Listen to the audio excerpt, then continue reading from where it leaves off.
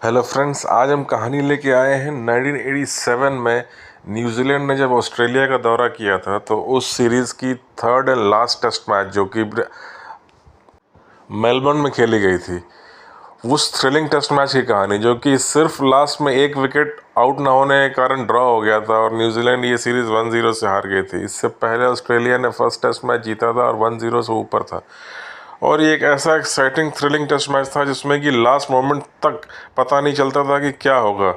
और Richard Hadley ने 10 wicket लिए थे इस टेस्ट मैच में और एक शानदार परफॉर्मेंस दिया था, लेकिन कुछ अंपायरिंग डिसीजन के कारण भी जो है ये टेस्ट मैच अंत में ऑस्ट्रेलिया ड्रॉ करा ले गया और सीरीज़ 1-0 से जीत गया। तो आइए देखते हैं इस टेस्ट मैच में लास्ट इनिंग में ऑस्ट्रेलिया को जीतने के लिए 247 का टारगेट था।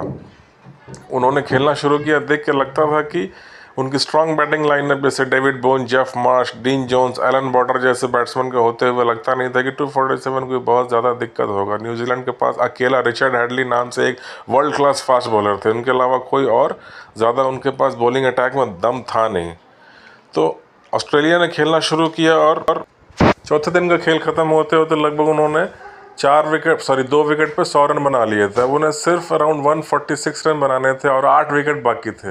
पांचवा दिन पूरा उनके हाथ में था, लेकिन पूरे दिन अभी उन्हें रिचर्ड हैडली के पराक्रम का सामना करना था। और अगले दिन खेलना शुरू किया ऑस्ट्रेलिया ने, धीरे धीरे रन बना लिए और तभी जैसा अभी आपने देखा एलबीडब्ल्यू आउट किया था रिचर्ड हैडली ने, एलन बॉर्डर को 43 रन बनाए थे बॉर्डर ने। उसके ठीक थोड़ी देर के बाद एलन बॉर्डर जब आउट हुए तो 147 बना चुके थे ऑस्ट्रेलिया, मात्र 100 रन और चाहिए थे। लेकिन उसकी ठीक थोड़ी देर के बाद स्टीव वॉ को इवन चैटफील्ड ने आउट कर दिया था 176 के ऊपर। अब मात्र 70 रन के आसपास ज़रूरत थी। उसके बाद जो है फिर रिचर्ड हैडली ने पीटर स्लीप को आउट किया। उसके बाद फिर माइक वलेटा को जॉन ब्रेसवेल में आउट कर दिया। अब जो है ऑस्ट्रेलिया 7 विकेट खो चुकी थी और लगभग उनके 216 रन बन चुके थे। मात्र 30 रन चाहिए था, 3 विकेट हाथ में थे। तभी उन्होंने टोनी डॉडीमेड, जो कि 216 पे एलबीडब्ल्यू आउट होते हैं, स्क्रीन पे आप देख रहे हैं। उसके बाद जो है फिर ऐसा लगा कि अब मात्र 2 विकेट बाकी है और अभी भी 30 रन बनाने थे। धीरे धीरे ऑस्ट्रेलिया ने रन बनाना अभी सिंगल्स डबल्स लेके शुरू किया। तभी फिर जो है 227 के स्कोर पर उन्होंने ग्रेग डायर को फिर एलबीडब्ल्यू आउट कर दिया। अब ऑस्ट्रेलिया के 9 विकेट गिर चुके थे और मात्र 20 रन बनाने बाकी थे।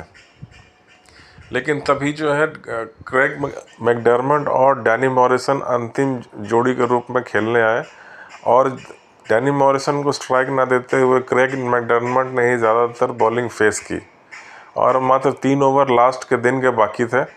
तभी जो है 230 का स्कोर होगा ऑस्ट्रेलिया का। एक ओवर लगभग जो है हैडली का मैकडर्मट ने किसी तरह से खेल लिया था। उसके बाद फिर अगला ओवर किसी इवन चैटफील्ड या किसी और ने फेंका था, वो भी खेल गया। लास्ट ओवर, दिन का जो लास्ट ओवर था, अब उसमें 17 रन बनाने थे और 1 विकेट बाकी था। जाहिर है ऑस्ट्रेलिया रिचर्ड हैडली के सामने 17 रन बनाने का रिस्क नहीं लेगी 1 विकेट होते हुए, जबकि मैकडर्मट और डैनी मॉरिसन जैसे लास्ट विकेट टेल एंडर सामने थे। और मानना पड़ेगा उस 6 की 6 बॉल को डैनी मॉरिसन कह रहा हूँ, माइक विटनी मैकडर्मट के साथ जो दूसरे एंड पे थे, माइकल विटनी के सामने हैडली लास्ट 6 बॉल फेंकना था, 17 रन बनाने थे जीतने के लिए और 1 विकेट आउट करना था, जिससे न्यूजीलैंड टेस्ट मैच जीत जाता। और वो लास्ट ओवर देखने लायक था, लेकिन किसी तरह से माइकल विटनी वो लास्ट ओवर रिचर्ड हैडली का खेल जाते हैं और ये टेस्ट मैच ड्रॉ हो जाता है। हैडली ने पूरे दिन लगातार गेंदबाजी की थी, कुल मिला के 35 ओवर फेंके थे और 67 रन दे के 5 विकेट लिए थे। पहले इनिंग में भी रिचर्ड हैडली ने 5 विकेट लिए थे, जिससे कुल मिला के इस टेस्ट मैच में 10 विकेट रिचर्ड हैडली के हो चुके थे। और जो 9वां विकेट था जो कि टोनी डॉडीमेड को एलबीडब्ल्यू आउट किया था रिचर्ड हैडली ने, वो दरअसल इनका 373rd टेस्ट विकेट था, जब उन्होंने इयन बॉथम के वर्ल्ड रिकॉर्ड की बराबरी की थी। क्योंकि उस समय नंबर 1 टेस्ट मैच में विकेट लेने वाले इयन बॉथम चल रहे थे पिछले 3-4 सालों से, वर्ल्ड रिकॉर्ड उन्हीं के पास था। हैडली ने इसी टेस्ट मैच में 9th विकेट जो आउट किया था ऑस्ट्रेलिया का, वो बराबरी कर ली थी, 373 इनके भी हो गए थे। लेकिन लास्ट ओवर खेल गया माइकल विटनी, इसलिए ना वो टेस्ट मैच जीत सकी न्यूजीलैंड और ना ही रिचर्ड हैडली वर्ल्ड रिकॉर्ड तोड़ सके उस टेस्ट मैच में। कहते हैं कि इसके पहले एक दो कंट्रोवर्शियल डिसीजन भी हुआ था जब माइक वेलेटा ने एक शॉर्ट पिच बॉल को हुक करने की कोशिश की थी लेग साइड में। ऐसा लगता था कि उनके ग्लव से लग के बॉल गई है, लेकिन अंपायर ने आउट नहीं दिया। उस समय इतने क्लोज टीवी कैमरा नहीं होते थे।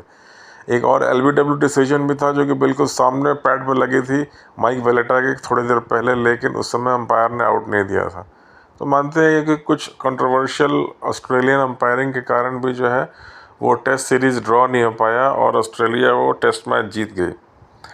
बहरहाल जो भी हो, ये एक मोस्ट थ्रिलिंग टेस्ट मैच में इसका भी नाम आता है, क्योंकि लास्ट का जो 6 बॉल माइकल विटने ने हेडली को फेस किया था, उसमें लगता था कभी भी माइकल विटने आउट हो जाएंगे और ये टेस्ट मैच जीत जाएगी न्यूजीलैंड और सीरीज़ ड्रॉ हो जाएगी, लेकिन ऐसा हुआ नहीं। 6 बॉल खेल गया माइकल विटनी। उसके बाद फिर अगले 1987 के एंड में हेडली खेल नहीं पाए थे। रिलायंस कप हुआ था, उसमें वो इंडिया नहीं आए, कुछ उनकी फिटनेस प्रॉब्लम थी। उस समय रिचर्ड हेडली की उम्र ऑलरेडी 36 साल रन के, 35 साल से ज़्यादा, 36वां साल चल रहा था। लेकिन फिर एक साल के बाद 1988 के नवंबर में जो न्यूजीलैंड इंडिया खेलने आई थी, उसमें रिचर्ड हेडली ने इंडिया का दौरा किया था। 3 टेस्ट मैच में 18 विकेट लिए थे और उस सीरीज़ के पहले टेस्ट मैच में बैंगलोर में हेडली ने अरुण लाल को आउट किया और 374th टेस्ट विकेट लेके वर्ल्ड रिकॉर्ड तोड़ दिया था इयन बॉथम का। इन 1.5 सालों में इयन बॉथम ने भी शायद कोई टेस्ट मैच नहीं खेला था, क्योंकि वो भी उनके करियर का लगभग लास्ट चल रहा था। और उस समय इयन बॉथम भी जो है क्रिकेट के अलावा चैरिटी वॉक वगैरह कुछ इटली में और जहाँ तहाँ जो चैरिटी मैराथन रन इस के कार्यक्रम करते थे, कुछ चैरिटी फंड इकट्ठा करने के लिए। तो बहरहाल एक एक्साइटिंग टेस्ट मैच की एक स्टोरी छोटी सी 1987 से मैं निकाल के लाया, ताकि हमें इस बारे में भी पता चले कि one of the most thrilling test matches में कहाँ कहाँ कब कब हुए थे। इनकी और भी बहुत सी कहानियाँ हैं। वीडियो पसंद आया हो तो प्लीज़ मेरे वीडियो को लाइक कीजिए, चैनल को सब्सक्राइब कीजिए और फिर अपने दोस्तों के साथ शेयर भी कीजिए। मिलते हैं फिर बहुत जल्दी, बात करेंगे ऐसे ही किसी एक रोचक घटना के बारे में। तब तक के लिए बहुत बहुत धन्यवाद।